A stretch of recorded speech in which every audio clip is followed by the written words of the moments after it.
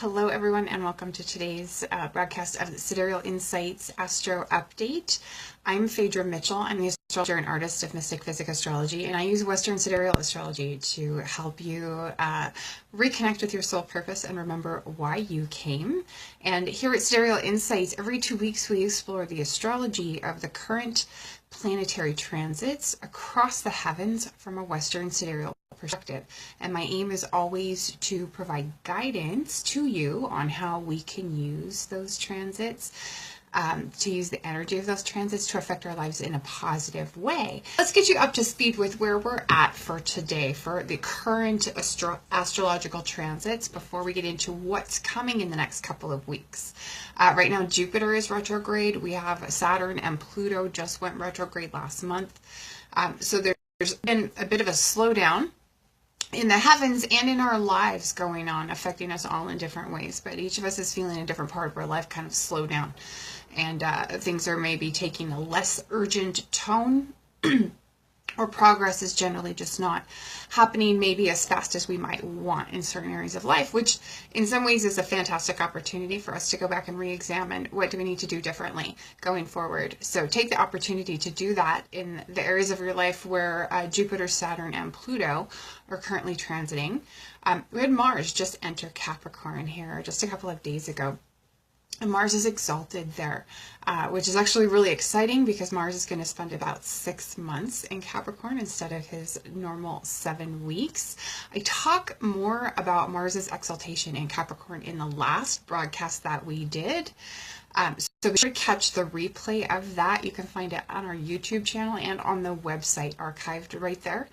But Mars's energy and initiative and drive, when they're modified and tempered in Capricorn, Capricorn has this kind of earthy determination and self-discipline about it, and especially when our efforts are put into service towards a higher goal. And when that's the case, there's really no limit to what we can achieve. And that's one thing that we talked about being a fantastic signature of this Mars in Capricorn transit, that this 6-month period is about our ability to delay gratification in active pursuit of a higher goal. And what we can accomplish when we take action in support of our highest ambition is truly amazing. So definitely use this next 6 months to your best advantage in that way. And as I was saying, it's normally a 7-week tour when Mars moves through a given sign. He's going retrograde beginning June 27th until August 28th, and that's going to extend his stay in Capricorn until November 5th. So that's a 6-month transit with an opportunity to redo right there in the middle with the retrograde. And we'll talk more about that retrograde and how to use it next month. And then we also, right now, we have Venus out of bounds. She just went out of bounds, something we don't talk about really often necessarily. Recall that out of bounds planets are a bit unconventional. They're somewhat out of the box in the way that they express and in their behavior. And so Venus, because she represents our values, our relationship tendencies, what we enjoy, especially in terms of pleasures of the senses, out of bounds Venus can inspire in us an appreciation for unconventional beauty.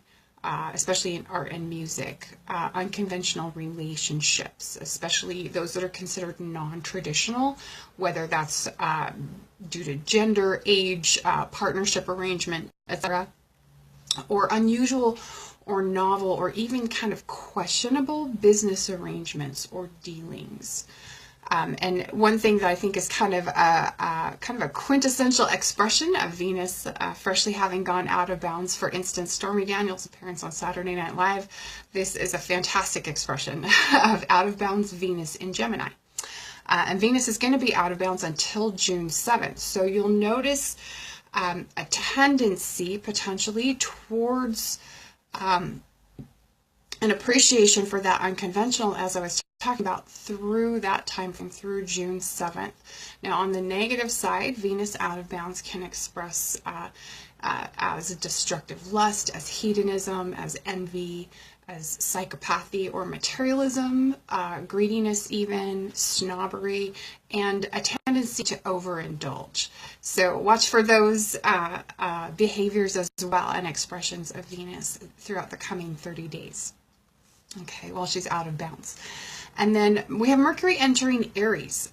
Mercury is finally going to leave Pisces on the 9th. He exposed a whole lot of secrets in the last 10 months or 10 weeks, excuse me, during that transit of Pisces. He's moving into Aries now for a much shorter stay, closer to 3 weeks. This is a time frame that you want to use to plan an initiation, especially if it's doing something you've never done before or doing something in a whole new way, and especially in preparation for the upcoming new moon in Aries. But what I want to advise you is don't finalize any plans for that new moon until after the 13th. The reason for that is we have Mercury conjoining Uranus that day in Aries, so surprise news is possible near that day due to that meetup, and you'll want to wait for that surprise news to arrive before you finalize your plans for the new moon. You want to take into account whatever that news is, and there's no telling what it might be or how the Mercury Uranus conjunction might affect you. Now, travel accidents could be possible for some folks, also slips of the tongue.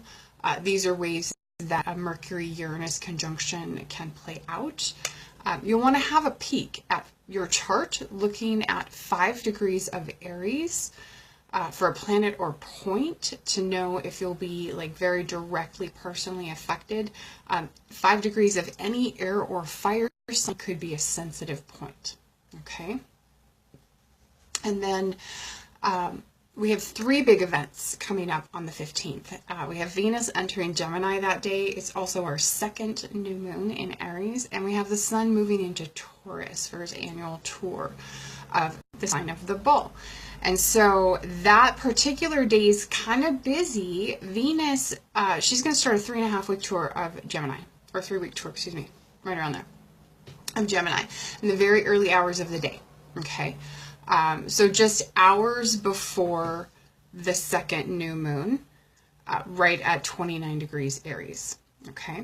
And so the 2nd new moon in Aries is coming right on the edge of the sign just before the Sun moves into Taurus.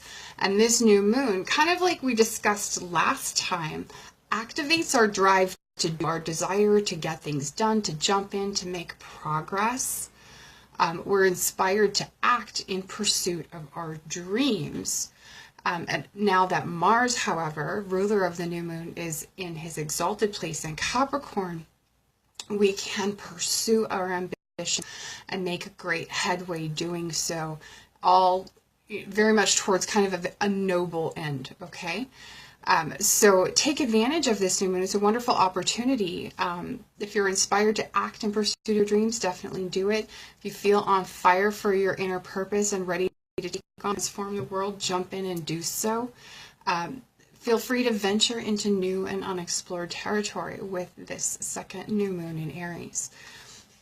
Now, if you weren't able to take action at last month's new moon, this is a perfect opportunity to do so, because this is our 2nd moon in Aries. As I was saying, last month wasn't necessarily the best time anyway, because we had Mercury stationing direct right at the same time as the new moon.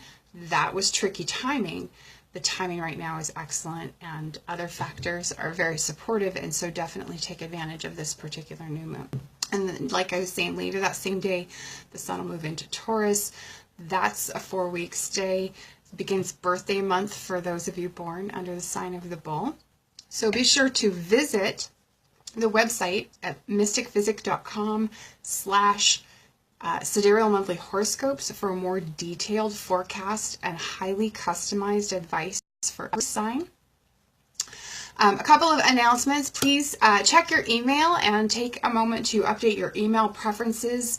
If you were already subscribed to one of my mailing lists, I did send out an email to you. Just open it up and scroll down to the bottom where it has the link to update your preferences, and let me know. I customized it so you can choose what reminders and notifications you get from Mystick Physick Astrology. And so if you want to know Whenever our monthly horoscopes are published on the website, you'll want to subscribe to the Mystick Physick Astro newsletter. You can also sign up to get reminders about the Sidereal Insights Astro updates and to get reminder emails about our lunar live streams that we do every new and full moon in the Sidereal Insights Astrology Facebook group. And I would invite you to join us there. If you're new to Mystick Physick Astrology, if you're not a member of the group, definitely join the group. I'll share a link in the comments of the broadcast. I'll be live coming up Tuesday at 7:30 p.m. Mountain, 9:30 p.m. Eastern. I believe it's 8:30 p.m. British Standard Time. Excuse me. No, 2:30 a.m. British Standard Time. 7:30 p.m. Mountain, 9:30 p.m. Eastern. Yes, 2:30 a.m. British Standard Time for the new moon in Aries intention setting live stream coming up, like I was saying, at the new moon. Join me for that. You can join me live.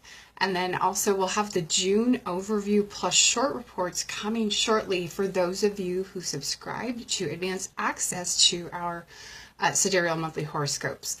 And then finally, subscribe to our YouTube channel so you never miss an update. You can catch all of our broadcasts on the site or on the YouTube channel, and I'll post a link for that. You can like and share all of our broadcasts from there or from our website. And thanks so much for watching. Let us know if you have questions, and we'll follow up with you after the broadcast. Thanks so much for watching.